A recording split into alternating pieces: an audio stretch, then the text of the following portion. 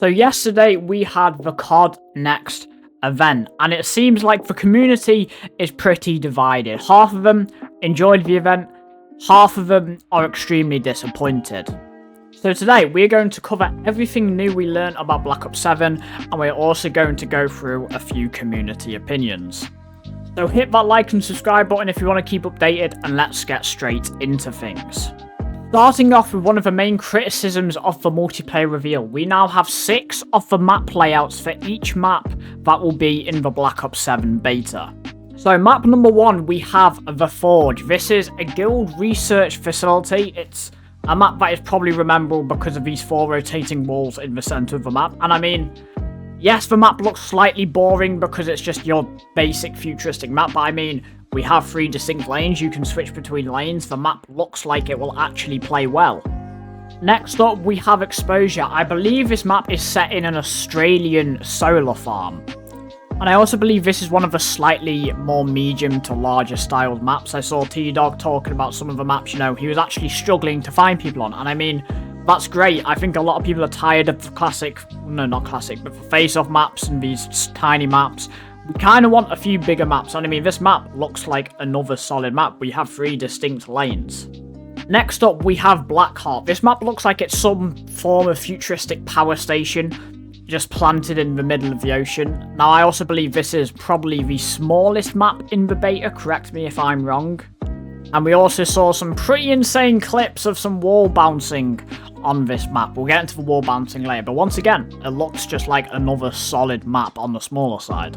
I'm not a map expert, I don't usually describe maps, so I do apologise if I'm not doing a good enough job. Next up, we have Cortex. This map is also just looks like a research facility. I'm sorry, could we please have a few different maps other than just futuristic research facilities? Anyway, again, another fun looking map. It's in the side of a cliff. Not much else to say, but here we have Imprint, which just looks like another research facility that's just set in the snow. How many... Do they know how to make some interesting looking maps? Like, I mean, yeah, it has three lanes like most of the maps, but like, come on, they just all look like futuristic research facilities. Now, last but not least, Toshin, I don't know how to pronounce it, but anyway, this map is set in a Japanese city, reminds me a lot like Tokyo from Modern Warfare 3. Finally, somewhat of a unique map compared to the other 5. I'm struggling to see where the 3rd lane is. It kind of feels like the bottom and the middle lane merge into one. But I mean, apparently people had a lot of fun with this map in the beta, so, I mean, CODNEXT. So hopefully it will play well in the beta. Now, from what I've heard on Twitter, and I've seen a few creators' opinions, majority of the people really did enjoy multiplayer when they played Black Ops 7. Apparently it was really fun.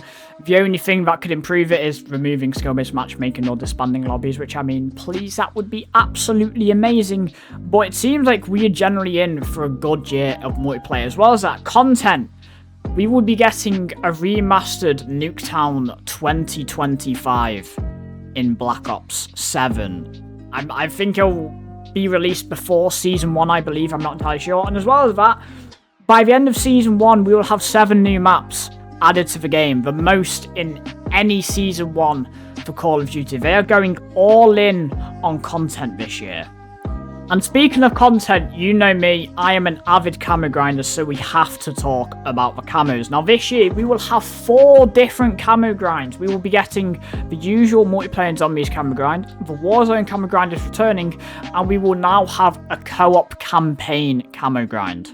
So starting off with the co-op camos, we have Molten Gold. This one definitely just looks like one trick from Modern Warfare 3, one of the weapons prestige camos. It's basically just close to gold. Moonstone, a lot of people weren't happy. Personally, I do like the look of this camo. It looks like it could be interesting. Maybe it looks different on a few other maps with how that light reflects. Chroma Flux, this camo looks absolutely beautiful. This is definitely one of the better camos in Black Ops 7. And finally, the campaign mastery camo, we have Genesis. Another cool looking camo, reminds me a bit of Constellation's End from Modern Warfare 3, another weapon prestige camo, and yes, this does change when you fire. Now on to multiplayer camos, starting off with Shattered Gold. I'm not too sure how I feel about this one. I'm not gonna lie, I just don't really like how the golds look cracked. Arclight definitely just looks like an animated version of Platinum, I believe it was called. No, not Platinum. What was it called? Forged from Modern Warfare 3. Next up, though, one of the best camos, Tempest. Silver and Lightning. I mean, it just looks like a clean camo. And then finally, the Mastery camo for multiplayer, Singularity. This camo looks absolutely insane. Now, Zombies also has some nice looking camos. Golden Dragon, beautiful camo.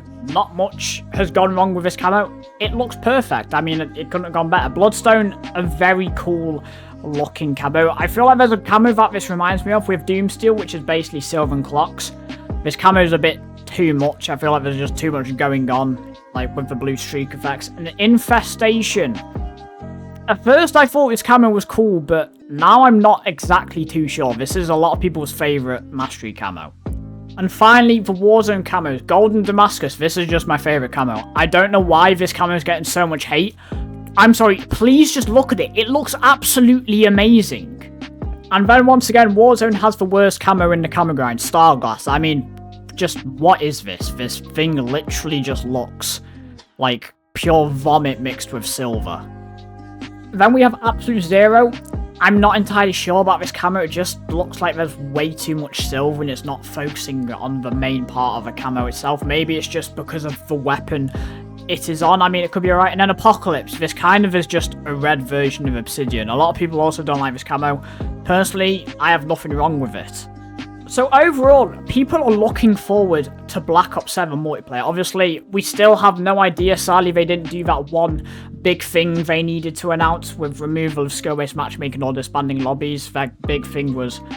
Well, I mean, they didn't really have a big thing to announce. But anyway, moving on. This is where it starts going downhill for CODNEXT. Starting off with Black Ops 7 Zombies. Now, I'm not going to lie, I'm not a Zombies guy, so I'm not going to talk about any of the new Zombies features. However, a lot of people have a lot of criticism towards Black Ops 7 Zombies. It literally just feels like Black Ops 6 Zombies with a few updates. A lot of people still dislike the whole plating mechanic and feel like it's just the Warzone-ification of Zombies.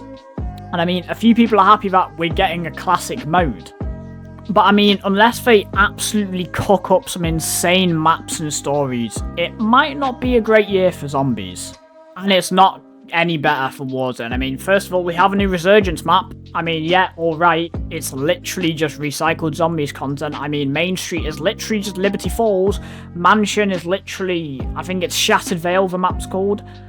I mean, some people said the map played alright, but it's just sad to see that it's just reused Zombies assets. And are we getting any other new maps? You know, maybe some returning maps?